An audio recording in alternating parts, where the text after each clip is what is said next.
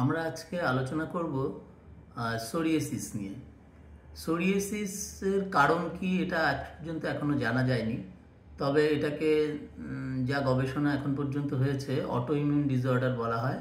মানে আমাদের শরীরের রোগ প্রতিরোধ ক্ষমতার কিছু অ্যানোম্যালিজ বা অসামঞ্জস্যের কারণেই রোগ প্রতিরোধ ক্ষমতা যেখানে স্বাভাবিকভাবে কাজ করে সেটা আমাদের জন্য মঙ্গলকর হয়, ভালো হয় শরীরের জন্য, আমাদের স্বাস্থ্যের জন্য। কিন্তু এই অটোইমিউন ডিসঅর্ডারে ঠিক উল্টো হয়, যেখানে শরীরের প্রতিক্রিয়া দেখানোর কথা নয় কিন্তু রোগ প্রতিরোধ ক্ষমতা সেই জায়গায় সুস্থ শরীর এবং তার কোষের মধ্যে প্রতিক্রিয়া দেখায়, যার ফলে তার ইনফ্লামেশন বা প্রদাহ হয় এবং সমস্যা তৈরি হয়।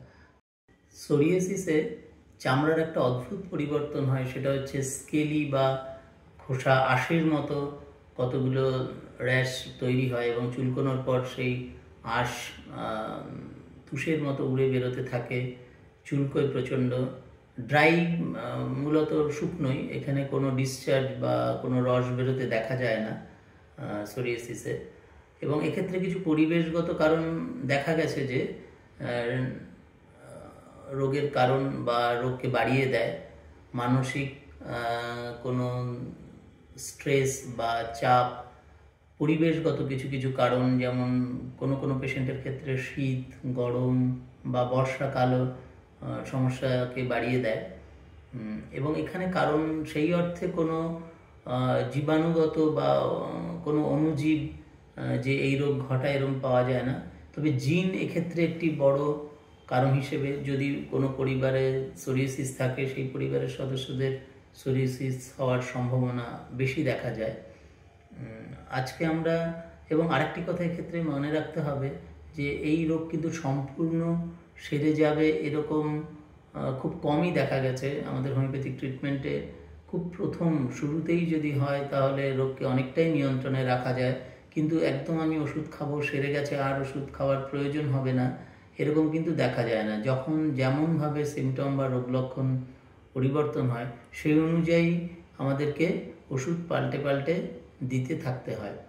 আমাদের আজকে যে পেশেন্টটি আমরা পেয়েছি সেক্ষেত্রে ওকে কেস টেকিং করার পর আমি এখন এই মুহূর্তে হোমিওপ্যাথিক পয়েন্ট অফ ভিউ থেকে প্রেসক্রিপশনের একটা বিষয় আলোচনা করছি, যে আপাত দৃষ্টিতে পেশেন্টকে নাইট্রামিউর বলেই মনে হচ্ছে, কিন্তু ওর কিছু সিমটম খুব বেশি করে সালফারের দিকে আমাদের টেনে নিয়ে গেল।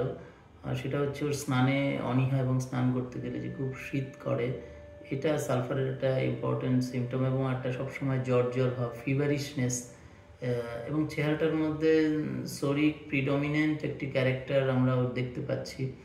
কিন্তু হয়তো এই সালফার দেওয়ার পর আমরা আবার নাইট্রামিউরের সমস্ত সিমটম আরও ডমিনেন্টলি আমরা দেখতে পাবো। তো দেখা যাক এখন আস্তে আস্তে কেসটা কীভাবে প্রগ্রেস করে, কি ডেভেলপমেন্ট হয় সিমটমের, সেদিকেই আমাদের লক্ষ্য থাকবে।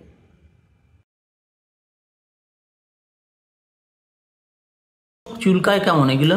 চুলকায় কিসের পরে হলো এটা? কি তোমার হিস্ট্রি কি আছে? যে আমার হিস্ট্রি আছে, সেন্টারে কাজ করেছিলাম আমাদের ওখান থেকে আমার এটা হয়, প্লেট নিয়ে কাজ করি তো ওখান থেকে এটা আমার হয়। আচ্ছা আচ্ছা, তার আগে ছিল না? ছোটবেলায় কখনো চামড়ার রোগ ছিল তোমার? না, ছিল না, কোনোদিনই ছিল না। আর কি অসুবিধা? এখন এই জ্বর ভাবটা বলছে, মাথা একটু কামড়াচ্ছে, মাথা মানে ভার হয়ে যাচ্ছে।